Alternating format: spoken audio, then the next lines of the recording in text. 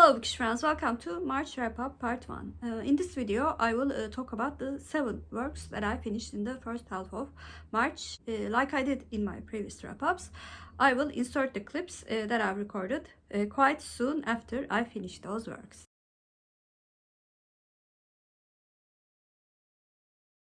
Today is the 4th of March and I finished one book yesterday evening and one book today. The book that I finished yesterday evening was actually on my February TBR, but because it fitted the prompt of a translated mystery so well, I decided to read it for the readathon. The second book in An Elderly Lady duology, An Elderly Lady Must Not Be Crossed by Helen Tursten.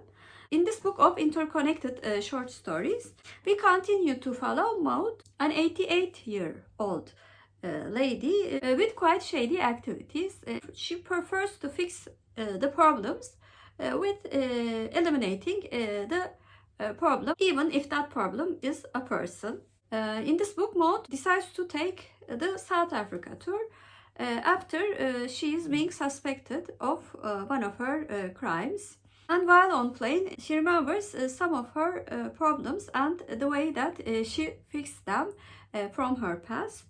And in the second part of the book, we follow Maud in her South Africa tour as she evaluates her life and decides what she can do with her life from now on.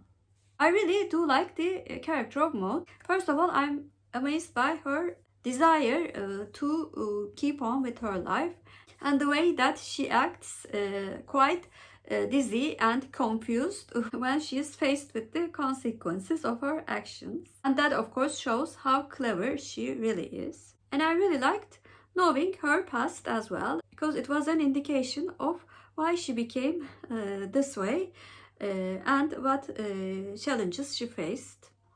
However, I have to say I really did miss the very dark humor present in the book.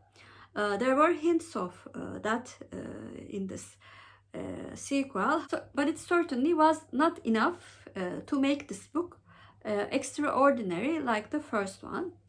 But I still enjoyed reading this book, and I gave An Elderly Lady Must Not Be Crossed by Helen Tursten a 7 out of 10. And the book that I finished today was also a book for March Mystery Madness. And interestingly, I read this book for the same prompt, a translated mystery. I actually picked this book in my try a chapter video, which is Bayan Seninki, All Yours by Claudia Pineiro. I listened to this book originally written in Spanish in its Turkish narration. This book follows Ines and she's actually not surprised to find a note in her husband's Ernesto's briefcase with a heart smeared in lipstick, crossed by the word "All Yours" and signed "Your True Love." She follows him to a park on a rainy winter evening and witnesses a violent quarrel he has with another woman. The woman collapses and Ernesto sinks her body in a nearby lake. When Ernesto becomes a suspect in the case, she provides him with an alibi. After all, hatred can bring people together as urgently as love. Elena Knows by this author was among my top 5 favorite books of last year. It was a very close second actually. I also really enjoyed this book and the wonderful writing style of Pineiro. Her writing style was very good in all of the books that I read from her, and this book was no exception. Although this book has a plot with a subtle dark humor, I actually thought the characters were very tragic. Ines being obsessed with her husband and ignoring her daughter. Ernesto being a man-child because he's pampered by all the women in his life, especially his wife. And of course the daughter who is being ignored. And additionally, the narration in my book was very good. Overall, this was a quite delightful listening experience. And I gave Bayan Seninki, All Yours by Claudia Pineiro an 8 out of 10.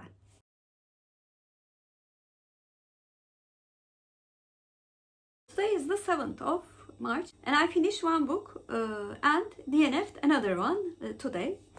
The book that I finished was Strider by Beverly Cleary, the second book in Laybout's series. I read the first book, Dear Mr. Henshaw, in January. In this book, we continue to follow Leibouts, and he is now 14, and he has certainly adjusted to the town that he newly moved in during the time of the first book. One day, Lee finds the diary that he took from those days and decides to write another diary talking about the events that happens in his life, including his relationship with his parents who are now divorced, his very close friendship with a boy from his class, and also a dog that they found in the town that they named Strider, and decided to have the joint custody of with his best friend.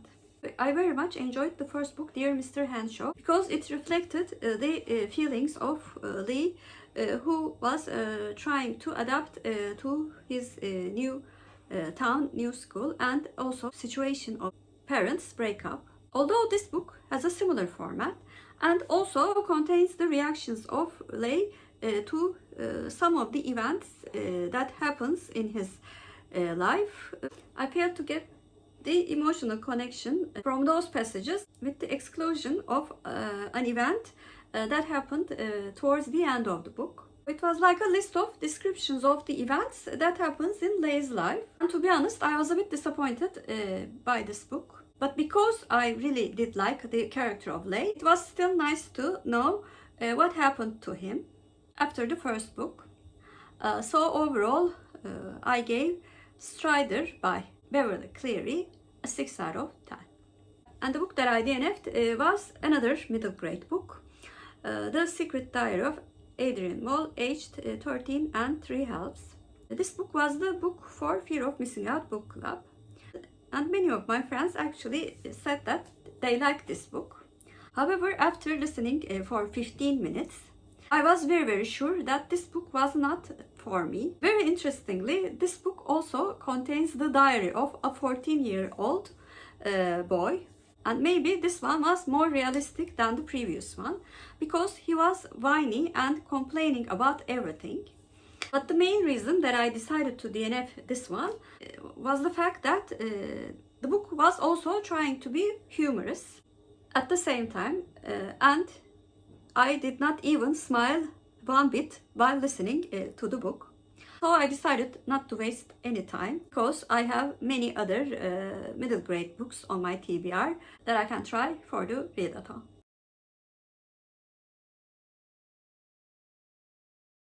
Today is the 8th of March, and I finished the play that I was reading for Endless Drama Book Club hosted by Angelia, which was The Children's Hour by Lillian Hellman.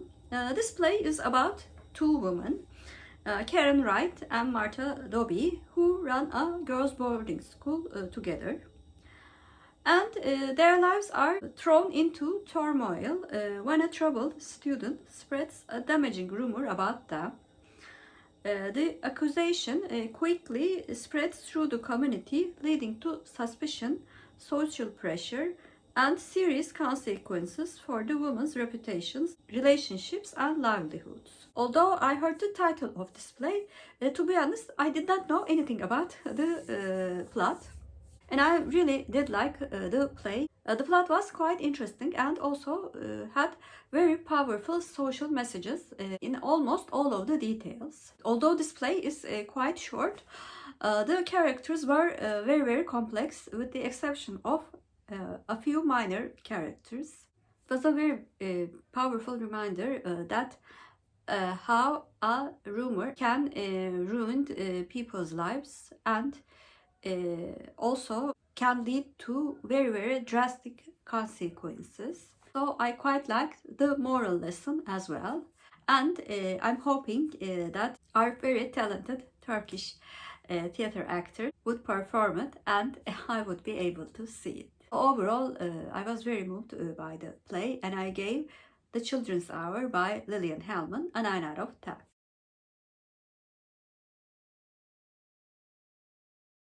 Today is is the 11th of March, and I finished the book that I was buddy reading with Amy at Solveig, which was The Devil and the Heiress by Harper St. George.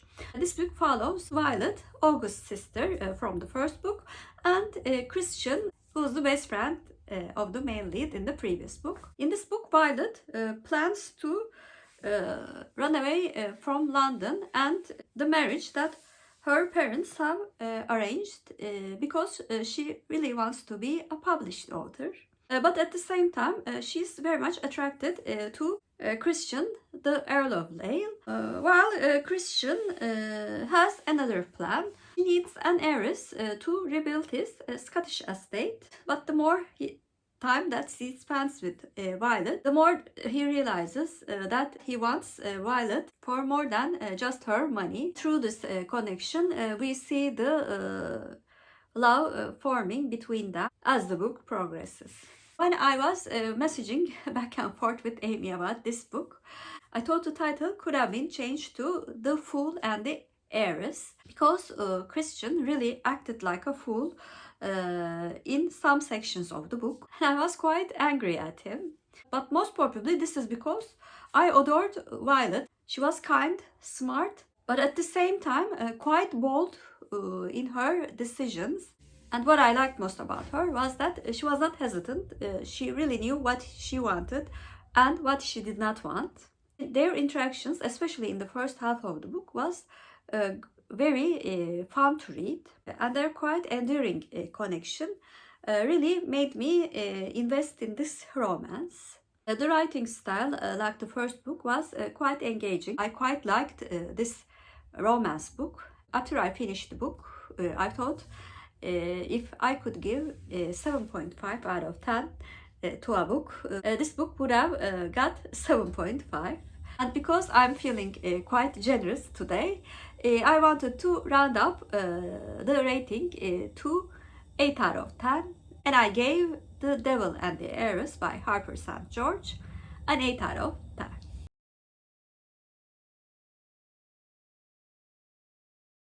Today is the 14th of March, and I finished one book yesterday evening and one book this morning. The book that I finished yesterday evening was From Russia with Love by Fleming.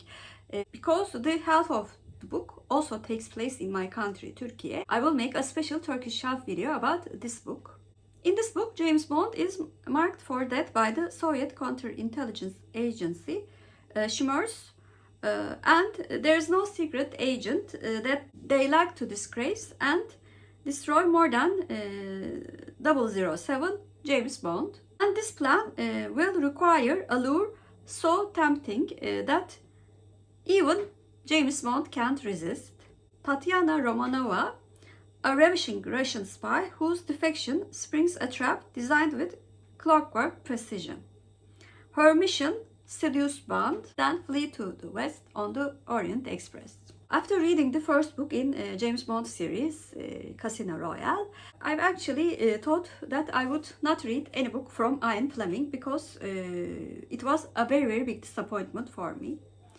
However, I've heard that this book is the best book in the series, and the fact that it takes place in Turkey made me curious and want to read it. Although I found the book much better than Casino Royale, I do not think Fleming's writing will ever work for me. To be honest, I enjoyed the parts written from the Soviet point of view much more than the parts written from Bond's point of view, because I at least knew that their plan was evil. However, the misogyny of all of the male characters from the Western side really annoyed me. The way they talked about women. I rarely get annoyed in books written in 20th century. I consider those as parts of history. But knowing some other books written from that era, I thought that it was much more than the usual misogyny in the society. To be fair, the plot was very exciting and full of action. So that's why I thought it was much better than the first book. Overall, I gave From Russia with Love by Fleming a 6 out of 10. The book that I finished today was Olivetti by Allie Millington, a middle grade book that I read for middle grade March. In this book, we follow two perspectives. One is a 12-year-old Ernest, who would rather be left alone with his collection of Oxford English dictionaries. And he's very, very sad that his mom, Beatrice, went missing. And he blames himself because he dismissed his mother the last time they spoke. And the second point of view belongs to Olivetti, the typewriter, who has been forgotten by the Brindon family, the family that he's lived for years. And having very kind feelings towards Beatrice, Olivetti decides to help Ernest to find his mother by telling the stories that lives within him, written by Beatrice. This book was actually recommended to me by one of the hosts of middle grade March, Krista at Books and Gems. She thought that I would really like this book, and she was right. First and foremost, this was a family story. It is quite dramatic, although the magical realism elements makes it a bit cutesy, very, very suitable for middle grade audience for tackling heavy issues. Plot was quite interesting, and it had a little mystery, which I of course like as a mystery reader. But it was the family scenes that really impressed me in this book. I also quite like the audiobook of this one. Simon Vance especially does a very good job of narrating Olivetti. It really captures the quite snubbiness of the typewriter. Overall, I thought this was a very powerful story. And I gave Olivetti by Allie Millington an 8 out of 10. So those were the 7 works that I finished in the first half of March. Please comment down below, have you read any of the books that I mentioned in this video, and what did you think of them? If you're a new viewer, first of all, welcome. Please like and subscribe. Hope to see you very soon. Bye.